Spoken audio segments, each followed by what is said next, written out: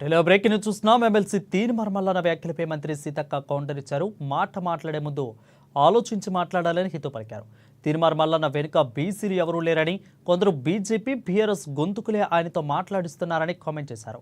దేశం మొట్టమొదటిసారిగా ఏ ప్రభుత్వం చేయని కులగణన చేపట్టామని, ఈ విషయంలో తనను అభినందించాల్సింది పోయి విమర్శలు చేయడం సరికాదంటూ సమంజసం కాదని అన్నారు. కార్యకర్తల శ్రమతోనే రాష్ట్రంలో కాంగ్రెస్ పార్టీ అధికారంలోకి వచ్చిందని తెలిపారు. ఇక బీఆర్ఎస్ ప్రభుత్వం చేయలేని పనిని తాము చేసి చూపించామని అన్నారు. ఇప్పటికైనా కులగణనపై అభ్యంతరాలు ఉంటే మండలిలో మాట్లాడొచ్చని, కులగణనకు 50 రోజుల సమయం ఇచ్చామని తెలిపారు. అదేవిధంగా రాహుల్ గాంధీతో పోల్చుకునే స్థాయి మల్లన్నకు లేదని మంత్రి సీతక్క గట్టి కామెంట్ ఇచ్చారు.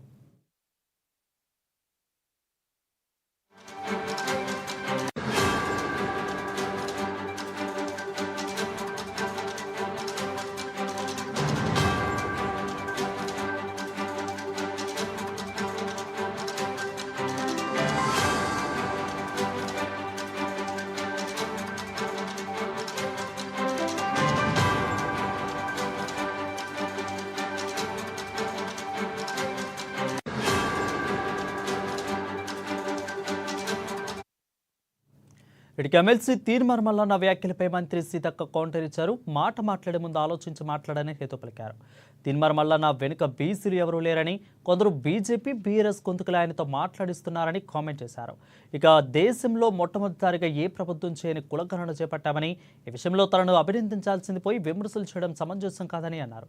కార్యకర్తల శ్రమతోనే రాష్ట్రంలో కాంగ్రెస్ పార్టీ అధికారంలోకి వచ్చిందని తెలిపారు. గతంలో బీఆర్ఎస్ ప్రభుత్వం చేయలేని పనిని తాము చేసి చూపించామని అన్నారు. ఇప్పటికైనా కులగణనపై అభ్యంతరాలుంటే మండలిలో మాట్లాడవచ్చని, కులగణనకు 50 రోజుల సమయం ఇచ్చామని తెలిపారు. అదేవిధంగా రాహుల్ గాంధీతో పోల్చుకునే స్థాయి మల్లన్నకు లేదని మంత్రి సీతక్క గట్టి కౌంటర్ ఇచ్చారు. కార్యకర్తలందరూ కష్టపడ్డారు, ప్రజలు అభిమానించారు, కాంగ్రెస్ గెలిచింది. కొంతమంది బీజేపీ గొంతుకలై బీఆర్ఎస్ గొంతుకలై మాట్లాడేటోళ్లకు మేము చేసింది ఏది కూడా నచ్చుతలేదు. బీజేపీని చేయమంటే దేశంలో సాధ్యం కాదని బీజేపీ నాయకులు ఇక్కడ సన్నాయి నొక్కులు నొక్కుతారు. మేము చేసింది మాత్రం అబద్ధమని ఒక దిక్కు బీజేపీ మాట్లాడతారు, వాళ్ళ ఫాలోవర్స్ వివిధ రూపాలలో ఉన్న వాళ్ళు మాట్లాడతారు. కాబట్టి ఏం తప్పునో చెప్పమంటే చెప్పడం లేదు. 50 రోజుల కంటే ఇంకా ఎక్కువ టైం కూడా మొన్న కూడా ఇచ్చినాం కదా.